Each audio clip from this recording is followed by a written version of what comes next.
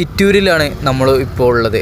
ആന്ധ്രാപ്രദേശിലെ ചിറ്റൂരിൽ. നമ്മുടെ നാട്ടിലെ ചിറ്റൂരിനെ പറ്റി ഇവിടുത്തെ ആളുകളൊക്കെ തന്നെ സംസാരിക്കാറ്. ആന്ധ്രാപ്രദേശിലെ ചിറ്റൂർ എന്ന് പറയുന്നത് ഒരു ഡിസ്ട്രിക്റ്റാണ്. തമിഴ്നാടിനോട് അതിർത്തി പങ്കിടുന്ന ഒരു ഡിസ്ട്രിക്ട്. ഇവിടുത്തെ ആളുകൾ ചിത്തൂർ എന്നും പറയാറുണ്ട്. ചിലപ്പോൾ ഇംഗ്ലീഷിൽ എഴുതുന്നത് കണ്ടിട്ടാകാം ചിറ്റൂർ എന്ന് നമ്മൾ വായിക്കുന്നത്. കൊള്ളാം, വലിയൊരു വാണിജ്യ നഗരം. ഒരുപാട് മലനിരകളൊക്കെ തന്നെയാണ് കാണാൻ സാധിക്കുന്നത്. ഒറ്റനോട്ടത്തിൽ ബോക്സ് ടൈപ്പ് ആയിട്ടുള്ള വീടുകളൊക്കെ തന്നെ നമുക്കിവിടെ കാണാൻ സാധിക്കുന്നുണ്ട്. ചെറിയ ചെറിയ വീടുകളാണ് കാണാൻ സാധിക്കുന്നത്. വീടുകളുടെ മുകളിലായിട്ട് മഞ്ഞ ടാങ്കുകളാണ് എല്ലാ സ്ഥലങ്ങളിലും കാണാൻ സാധിക്കുന്നത്. ഇവിടെ ഇങ്ങനെ ഒരു കിയയുടെ ഷോറൂം വരുന്നത് കാണാൻ സാധിക്കുന്നുണ്ട്. കറുപ്പ് ബാക്ക്ഗ്രൗണ്ടിലാണ് അതിന്റെ ആ ഒരു നിർമ്മിതി കാണാൻ സാധിക്കുന്നത്. ചുറ്റുപാട് നോക്കുമ്പോൾ പാറക്കെട്ടുകൾ കൊണ്ടുള്ള മലനിരകളാണ് കാണാൻ സാധിക്കുന്നത്. മനോഹരമായിട്ടുള്ള ഒരു പ്രദേശം. രാവിലെ 10 മണി ആയതുകൊണ്ട് തന്നെ ഇനി ബ്രേക്ക്ഫാസ്റ്റ് കഴിച്ചിട്ടാകാം യാത്ര എന്നുള്ള രീതിയിലാണ് ഞാനിങ്ങനെ തപ്പി നടന്നത്. ഇപ്പോൾ റോഡ് സൈഡിലായിട്ട് ഇതുപോലെ ഒരു സെറ്റപ്പിൽ ഒരു കട കിട്ടി. എന്താ വൈബ്! ഇവിടെ നിന്നും ഒരു സെറ്റ് പൂരിയും ഒരു വടയുമാണ് നമ്മൾ കഴിച്ചത്. എന്താണ് ഈ കാണുന്നത് എന്ന് ആദ്യം മനസ്സിലായ, പിന്നീടാണ് മനസ്സിലാക്കാൻ സാധിച്ചത് സോളാറാണ് എന്നുള്ളത്. ഈ കാണുന്ന മെയിൻ റോഡിനോട് ചാരിയിട്ടാണ് സോളാർ കുറ്റികൾ ഇങ്ങനെ സ്ഥാപിച്ചു വെച്ചിട്ടുള്ളത്.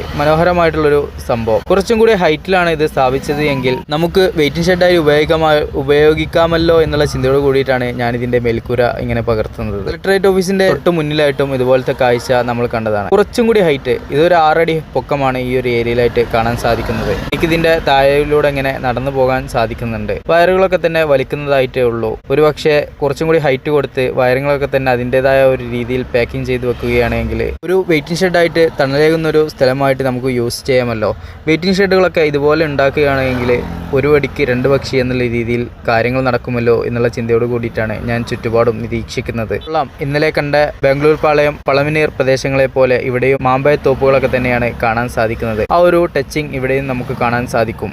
എന്തായാലും ഇത് വല്ലാത്തൊരു ഐഡിയ എന്നുള്ള രീതിയിലാണ് ഞാൻ വീണ്ടും അതിലേക്ക് തന്നെ നോക്കുന്നത്. ഇവിടെ ഇങ്ങനെ ഒരു ട്രാൻസ്ഫോമറൊക്കെ സ്ഥാപിച്ചതൊക്കെ ആയിട്ട് കാണാൻ സാധിക്കുന്നുണ്ട്. മുന്നിലേക്ക് വന്നപ്പോൾ ഇത് അത്ഭുതപ്പെടുത്തിക്കൊണ്ട് വേറൊരു സംഭവം. കോഴിയെ വളർത്തുന്ന ഒരു ഫാമാണ്. ലഗോൺ കോഴിയാണ് അതിൽ കാണാൻ സാധിക്കുന്നത്. അതായത് മുട്ടയ്ക്ക് വേണ്ടി ഉപയോഗിക്കുന്ന കോഴി. ഈ കോഴി വളർന്നു വലുതായി ചണ്ടയാകുമ്പോഴാണ് നമ്മുടെ നാട്ടിലേക്ക് ലഗോൺ കോഴിയായി കയറ്റിവിടുന്നത്. വളരെ ഹൈടെക്കോട് കൂടിയിട്ടാണ് ഈ ഫാമിന്റെ നിർമ്മാണം. സ്റ്റെപ്പായിട്ടാണ് ഈ കാണുന്ന കോഴികളെ നിർത്തിയിട്ടുള്ളത്. അതുകൊണ്ട് തന്നെ മേലെ നിന്നും വരുന്ന വേസ്റ്റ് നേരെ താഴേക്കാണ് പോവുക. അതാണ് ഇവിടെ നിന്നും നമുക്ക് മനസ്സിലാക്കാൻ സാധിച്ചത്. കോഴികളെല്ലാം തന്നെ വളരെയധികം വൃത്തിയിലാണ് നിൽക്കുന്നത്. ആ കാണുന്ന നീളത്തിലുള്ളത് ഒറ്റ കൂടല്ല, ഇടയിൽ 5 കോഴികൾക്ക് നിൽക്കാവുന്ന രീതിയിലാണ് അതിന്റെ ഒരു നിർമ്മാണം. എന്തായാലും കൊള്ളാം. ഞാൻ ആദ്യമായിട്ടാണ് ഇങ്ങനൊരു ഫാം കാണുന്നത്. നമ്മുടെ നാട്ടിലെ ബ്രോയിലർ കോഴികളുടെ ഫാം കണ്ടിട്ടുണ്ടെങ്കിലും ഇതൊരു വ്യത്യസ്തമായിട്ടുള്ള ഫാം. ഇവിടെയൊന്നും ആരെയും കാണാനില്ല.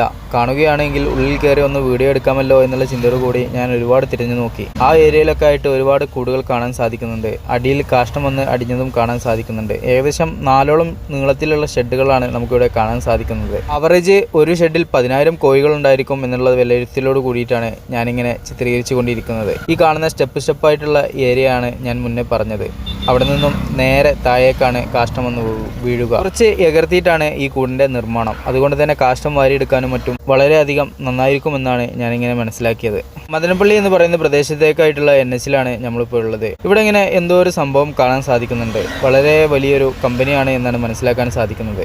അവിടെയൊക്കെ അതിന്റെ മതിലുകളൊക്കെ പോയതൊക്കെ ആയിട്ട് കാണാൻ സാധിക്കുന്നുണ്ട്. വളരെ ഹൈടെക്കോട് കൂടിയിട്ടാണ് അതിന്റെ ഒരു നിർമ്മാണ പ്രവർത്തനങ്ങളൊക്കെ തന്നെ കാണാൻ സാധിക്കുന്നത്. NHനോട് ചാരി പുതിയ കമ്പനികളൊക്കെ വരുന്നതും കാണാൻ സാധിക്കുന്നുണ്ട്. നമ്മുടെ നാട്ടിൽ എന്തുകൊണ്ടാണ് കമ്പനികൾ കുറവ് എന്നാണ് ഞാനിങ്ങനെ ചിന്തിച്ച് മുന്നോട്ട് പോയിക്കൊണ്ടിരിക്കുന്നത്. ഇവിടെയും നമുക്ക് മാമ്പഴപ്പൂക്കാലം തന്നെയാണ് കാണാൻ സാധിക്കുന്നത്. ഇവിടെ ഇങ്ങനെ ഒരു പൈപ്പ് ഉള്ളത് കൊണ്ട് തന്നെ ഒരുപാട് വാഹനങ്ങൾ ഇവിടെ നിർത്തിയിട്ടിട്ടുണ്ട്. വാഹനങ്ങളൊക്കെ ഇവിടെ നിർത്തിയിട്ട് ഇവിടെ നിന്ന് കുളി നനയൊക്കെ കഴിഞ്ഞിട്ട് പോകുന്ന കാഴ്ചയാണ് നമുക്ക് കാണാൻ സാധിക്കുന്നത്. ഏതായാലും അവിടേക്ക് നമുക്കൊന്ന് പോയി നോക്കാം. തമിഴ്നാട് ആന്ധ്രാപ്രദേശ് അതിർത്തി പങ്കിടുന്ന പ്രദേശം ആയതുകൊണ്ട് തന്നെ ഒരുപാട് തമിഴ്നാട്ട് വണ്ടികളൊക്കെ തന്നെ ഇവിടെ കാണാൻ സാധിക്കുന്നുണ്ട്.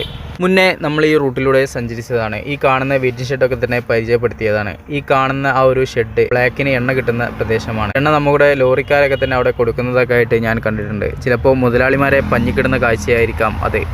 ഏതായാലും ഇവിടെ നിന്നും നമുക്കൊന്ന് കുളിക്കാം എന്നുള്ള രീതിയിലാണ് ഞാനിവിടെ ഇങ്ങനെ നിർത്തിയത്. ഇപ്പോൾ നോക്കുമ്പോൾ തൊട്ടടുത്തായിട്ട് നല്ല അടിപൊളി വലിയൊരു മാവിൻ തോപ്പാണ് കാണാൻ സാധിക്കുന്നത്. അവിടെ ഇങ്ങനെ ഒരാൾ കുളിച്ചുകൊണ്ടിരിക്കുന്നുണ്ട്. ആ കാണുന്ന ലോറിയിലെ ആളാണെന്നാണ് മനസ്സിലാക്കാൻ സാധിക്കുന്നത്. ഈ ലോറിക്ക് ബാക്കിലായിട്ടാണ് ടോൾ പാസ് വരുന്നത്. ഏകദേശം ഒരു 50 മീറ്ററേ ഉള്ളൂ. സർഫ് ബോർഡ് ഇല്ലാത്തത് കൊണ്ട് തന്നെ ഞാൻ വീണ്ടും ടൗണിലേക്ക് വരികയാണ്. ഇവിടെയാണ് കളക്ടറേറ്റ് ഓഫീസ് വരുന്നത്. കളക്ടറേറ്റ് ഓഫീസിന്റെ നേരെ ഓപ്പോസിറ്റ് ആയിട്ടാണ് ഈ കാണുന്ന സോളാർ പാനലുകളൊക്കെ തന്നെ സ്ഥാപിച്ചിട്ടുള്ളത്. കൊള്ളാം, ആദ്യമായിട്ടാണ് ഇങ്ങനൊരു കാഴ്ച ഞാൻ കാണുന്നത്. ഉപയോഗിക്കുന്നത്. ഹൈറ്റ് കൂട്ടിയിരുന്നു എങ്കിൽ മുന്നേ പറഞ്ഞതുപോലെ ഒരു വെയിറ്റിംഗ് ഷെഡൊക്കെ ആയിട്ട് ഉപയോഗിക്കാമായിരുന്നു, അല്ലെങ്കിൽ തണലേകുന്ന ഒരു പ്രദേശമായിട്ട് നമുക്ക് ഉപയോഗിക്കാമായിരുന്നു എന്നുള്ളതാണ് ഞാനിങ്ങനെ ചിന്തിച്ചു പോയത്. ഇതാണ് കളക്ട്രേറ്റ്, ചിറ്റൂർ കളക്ട്രേറ്റ് എന്നാണ് അറിയപ്പെടുന്നത്. ആന്ധ്രാപ്രദേശിലെ ഒരു ഡിസ്ട്രിക്റ്റാണ് ചിറ്റൂർ. എന്തായാലും കവാടങ്ങളൊക്കെ തന്നെ കൊള്ളാം, ചുറ്റുപാടും നല്ല മരങ്ങളൊക്കെ തന്നെ കാണാൻ സാധിക്കുന്നുണ്ട്. തമിഴ്നാടിനോട് അതിർത്തി പങ്കിടുന്ന പ്രദേശമായതുകൊണ്ട് തന്നെ ഒരുപാട് തമിഴ് വണ്ടികളൊക്കെ തന്നെ ഇവിടെ കാണാൻ സാധിക്കുന്നുണ്ട്. വെല്ലൂർ എന്ന് പറയുന്ന പ്രദേശത്തേക്കായിട്ട് ഒരുപാട് ബസ്സുകളൊക്കെ തന്നെ പോകുന്നത് കാണാൻ സാധിക്കുന്നുണ്ട്. നമ്മൾ ചിന്തിക്കുന്നതിലും അപ്പുറത്തേക്ക് അപ്ഡേറ്റ് ആയിട്ടുള്ള കാര്യങ്ങളൊക്കെ തന്നെയാണ് ഇവിടെ നമുക്ക് കാണാൻ സാധിക്കുന്നത്.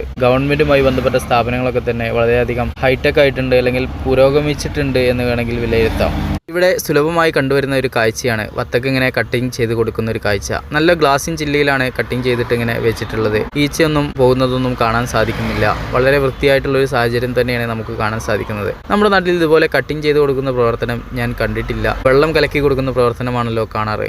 ഇതൊന്ന് പരീക്ഷിക്കാമല്ലോ എന്നുള്ള ചിന്തയോട് കൂടിയിട്ടാണ് ഞാനിങ്ങനെ കഴിക്കുന്നത്. കൊള്ളാം, എനിക്കൊരു നൊസ്റ്റാൾജിക് ഫീലിംഗ് ആണ് അനുഭവിച്ചത്. ഞാൻ മുന്നേ ഇതിങ്ങനെ കട്ടിങ് ചെയ്തിട്ട് ക്ലാസ്സിലാക്കിയിട്ട് ഒരു ഉത്സവത്തിന് വിറ്റിട്ടുണ്ട്. ഈ യാത്രയുമായി ബന്ധപ്പെട്ട് ഫണ്ട് ശേഖരിക്കാൻ വേണ്ടിയിട്ടാണ് ഞാൻ അങ്ങനെ ചെയ്തിട്ടുണ്ടായിരുന്നത്. മാർക്കറ്റിൽ രാവിലെ പോകണം എന്നുള്ള ഒരു ബുദ്ധിമുട്ട് കൊണ്ടാണ് പിന്നീട് അതെല്ലാം ഒഴിവാക്കിയത്. എന്തായാലും എന്തെങ്കിലുമൊക്കെ ചെയ്തിട്ട് നമ്മുടെ യാത്ര മുന്നോട്ട് കൊണ്ടുപോകാൻ പറ്റിയ സാഹചര്യങ്ങളാണ് നമുക്ക് ചുറ്റുപാടുമുള്ളത്. ഇവിടങ്ങളിലൊക്കെ തന്നെ സ്ട്രീറ്റ് കച്ചവടം അനുവദനീയമാണ്. അതുകൊണ്ട് തന്നെ മുനിസിപ്പാലിറ്റി വന്ന് നമ്മളിൽ നിന്നും റെന്റെല്ലാം പിരിക്കുന്ന കാഴ്ചയും നമുക്ക് ഡെയിലി കാണുന്നതാണ്. ഓരോ സ്ഥലത്തും ഓരോ രീതിയാണ്. 20 രൂപ മുതൽ 100 രൂപ വരെ നമ്മുടെ കയ്യിൽ നിന്നും മേടിച്ചിട്ടുണ്ട്. അത് ഓരോ സ്ഥലങ്ങൾക്കനുസരിച്ച് വ്യത്യസ്തപ്പെട്ടുകൊണ്ടിരിക്കുന്നു.